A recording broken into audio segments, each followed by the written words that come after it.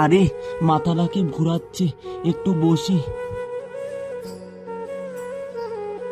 আজ তো প্রচণ্ড রোদ্র উঠেছে, এইভাবে কাজে যাওয়া যাবে না, বরং বাড়ি চলে যাই, শরীরটাও ভালো না। আর স্কুলের বেতন দিতে হবে বাবু, কিভাবে দিব? থাক, আমি আর যেতে পারবো না, আজ বাড়িই চলে যাব। যাই, বাড়ি চলে যাই।